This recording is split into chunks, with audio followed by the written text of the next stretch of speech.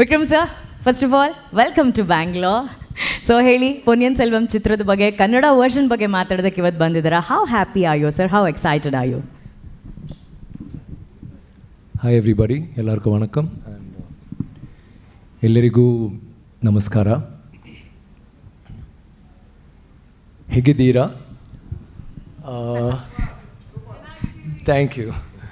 I can see that. I'm so happy and I'm seeing you all again after a short time. ಮತ್ತೆ ಬ್ಯಾಂಗ್ಳೂರಿಗೆ ಬಂದಿದ್ದೀನಿ. What do I say?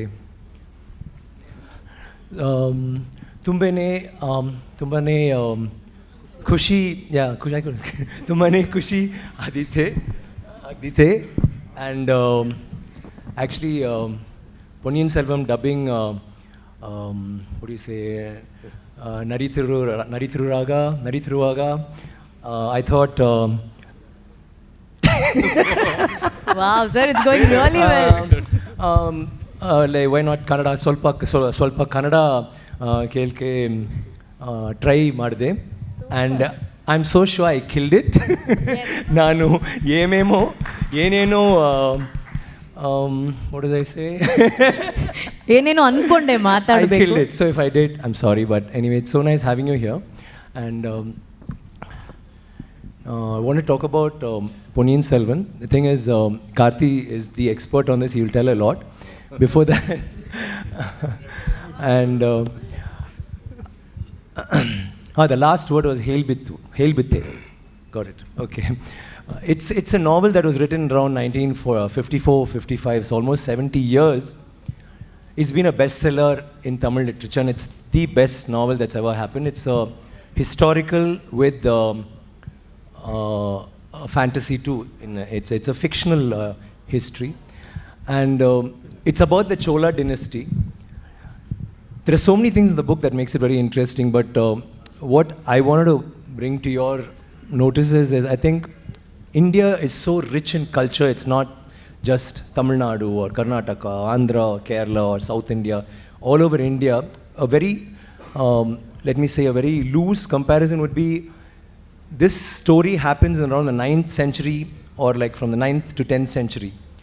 And during that period, Rajaraja Cholan, which is played by him, when he was a king, he built about 3,000 temples. He built a lot of temples and he built about 5,000 dams. They had politics. He had politics. There was voting to select village heads. They had water management ministry. They had everything, and they had so much literature flourished. There was so much of heritage and so much of culture.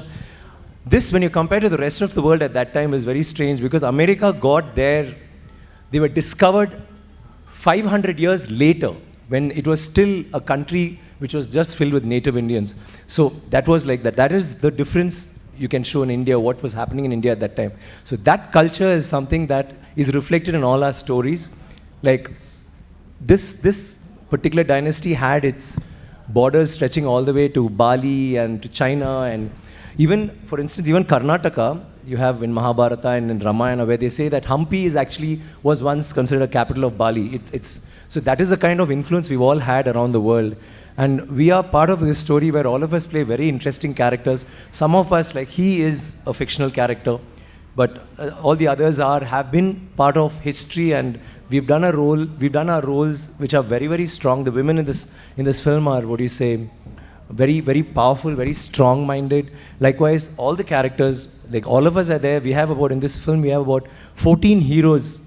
And every girl in this movie is either a heroine or she's been a heroine sometime. That is the kind of cast that Manisha has been able to bring.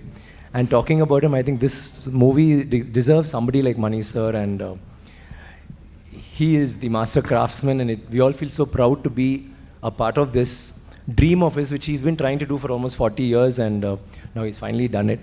And I had this great pleasure of working with such wonderful artists, and we've learnt a lot from each other. We shared a lot of stories, which in Tamil, as you know, we don't have many multi-starers, so it was the first time for all of us, and we really enjoyed working in this film, and we all feel proud to be a part of it. And I feel super proud, and thank you for being here today.